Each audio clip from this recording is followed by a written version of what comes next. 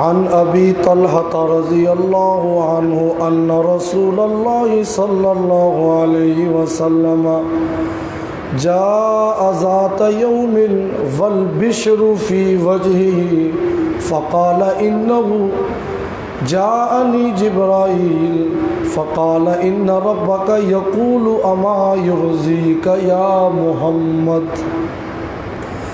اللہ یصلی علیک احد من امتک الا صلیت علیہ عشرا۔ حضرت ابو طلحہ انصاری رضی اللہ عنہ سے روایت رسول اللہ صلی اللہ علیہ وسلم ایک دن تشریف لائے، آپ صلی اللہ علیہ وسلم کے چہرے انور پر خوشی اور بشاشت کے آثار نمایاں تھے۔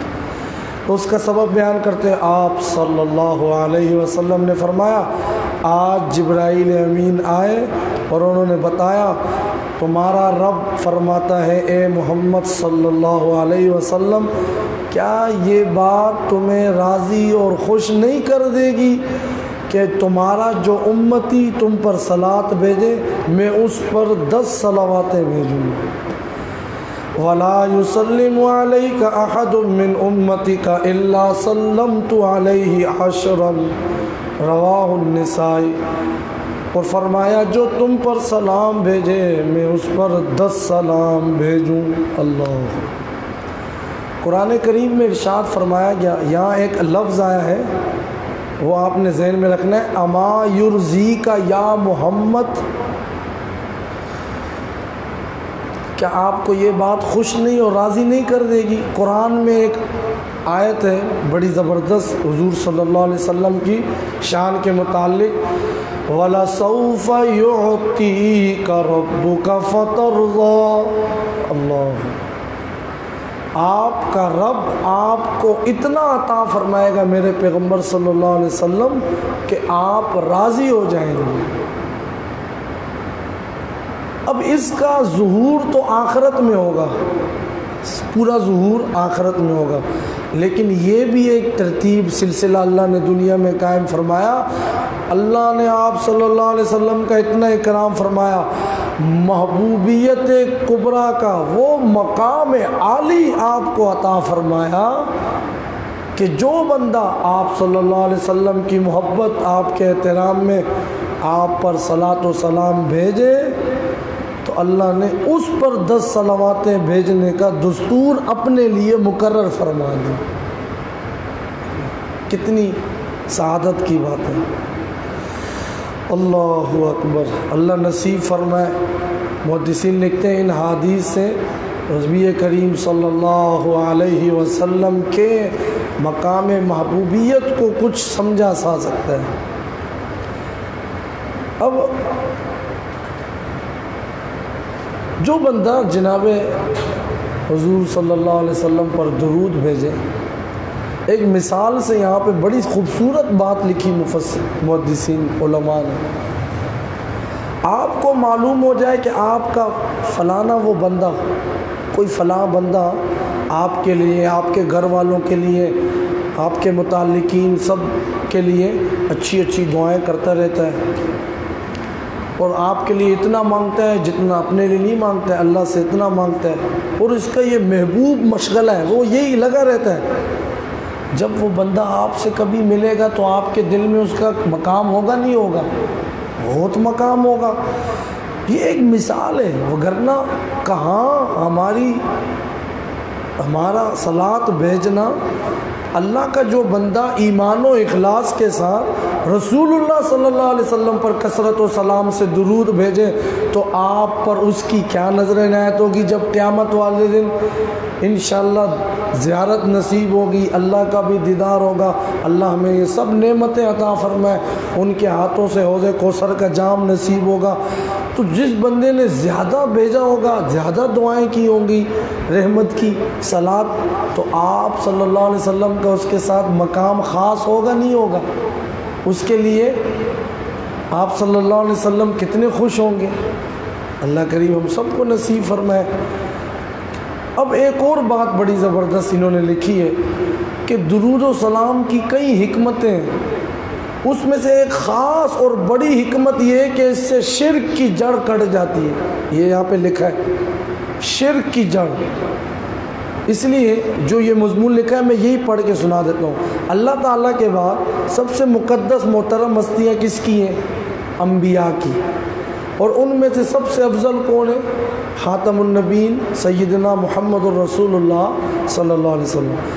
جب ان کے بارے میں یہ حکم دے دیا گیا، ان کے بارے میں بھی کہ ان پر درود و سلام بھیجا جائے، یعنی اللہ سے ان کے لیے خاص سلامتی کی دعائیں کی جائیں، تو معلوم ہوا کہ وہ بھی اللہ کی رحمت و عنایت کے محتاج ہیں، اور ان کا حق اور مقام عالی یہی ہے، ان کے واسطے اللہ تعالیٰ سے اعلیٰ دعائیں کی جائیں۔ اب اس کے بعد پھر شرک کی کوئی گنجائش باقی نہیں رہتی کہ ہم نے خود ان کے لیے دعائیں کرنی ہے۔ صرف اللہ ایسی ذات ہے کہ اس کو کسی چیز کی ضرورت نہیں، اللہ صرف ایسی ذات ہے جس ان کو۔ اب ایک اور حدیث وہ سنیے، عن عبد الرحمن بن عوف قال خرج رسول اللہ صلی اللہ علیہ وسلم، حضرت عبد الرحمن ابن عوف رضی اللہ عنہ سے روایت، ایک دفعہ رسول اللہ صلی اللہ علیہ وسلم نکلے، حتی دخل نخلا فسجد فاطال السجود حتی خشیت ان یکون اللہ قد توفاہ۔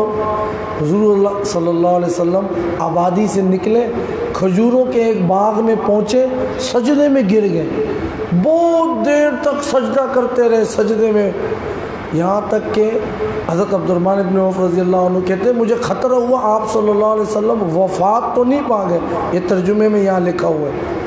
تو فجئت انظر فرفع رأسه فقال ما لك فذكرت له ذلك۔ آپ سجدے میں پڑے رہے، مجھے یہ خطرہ میں آیا، غور سے دیکھنے لگا، تو آپ صلی اللہ علیہ وسلم نے سر مبارک سجدے سے اٹھایا اور مجھ سے فرمایا کیا بات ہے، کیا فکر ہے تمہیں؟ میں نے عرض کیا آپ دیر تک سجدے میں سر آپ نے، مجھے یہ شبہ ہوا تھا اس لیے میں آپ کو دیکھ رہا تھا۔ فَذَكَرْتُ لَهُ ذَلِكَ قَالَ فَقَالَ إِنَّ جِبْرَائِيلَ علیہ السلام قَالَ لِي أَلَا أُبَشِّرُكَ أَنَّ اللَّهَ عَزَّ وَجَلَّ يَقُولُ لَكَ مَنْ صَلَّى عَلَيْكَ صَلَاةً صَلَّيْتُ عَلَيْهِ وَمَنْ سَلَّمَ عَلَيْهِ وَمَنْ سَلَّمَ عَلَيْكَ سَلَّمْتُ عَلَيْهِ۔ فرمایا اصل واقعہ یہ ہے، جبرائیل علیہ السلام آئے تھے، انہوں نے مجھے کہا میں بشارت سناتا ہوں کہ اللہ کا فرمان ہے جو بندہ تم پر صلات بھیجے میں اس پر صلات بھیجوں گا، جو تم پر سلام بھیجے میں اس پر سلام بھیجوں گا۔ اب اس میں یہ عدد نہیں ذکر کیا گیا کہ کتنے صلات اللہ پاک اس پہ نازل کرتے ہیں، لیکن دوسری حدیثوں میں اللہ نے یہ بتلا دیا کہ اللہ کریم اس بندے پر 10 صلاتیں نازل فرماتے ہیں۔ اللہ نے اپنے محبوب صلی اللہ علیہ وسلم کا مقام اتنا بلند کر دیا، ورفعنا لک ذکرک، اتنا بلند کر دیا آپ کے ذکر کو کہ صبح شام کتنے نمازیں پڑھی جاتی رہی، اس کے علاوہ محفلیں ہو رہی ہیں، کتنے کوئی اندازہ ہی نہیں ہے، اتنے درود بھیجے جا رہے ہیں۔ اللہ کریم ہمیں بھی اپنے محبوب کا صلی اللہ علیہ وسلم کا سچا امتی اور عاشق بنائے۔ السلام الحمدللہ رب العالمین، اللہم صلی علی سیدنا مولانا محمد، ربنا آتنا فی الدنیا حسنۃ وفی الآخرۃ حسنۃ وقنا عذاب النار، اللہم انت السلام ومنک السلام تبارک یا ذا الجلال والاکرام، ربنا لا تزغ قلوبنا بعد إذ هديتنا وهب لنا من لدنك رحمة إنك أنت الوهاب، ربنا افرغ علينا صبرا وثبت أقدامنا وانصرنا على القوم الكافرين، توفنا مسلمين والحقنا بالصالحين، ربنا ولا تحملنا ما لا طاقة لنا به واعف عنا واغفر لنا وارحمنا أنت مولانا فانصرنا على القوم الكافرين، صلى الله تعالى على خير خلق محمد وعلى آله وسلم۔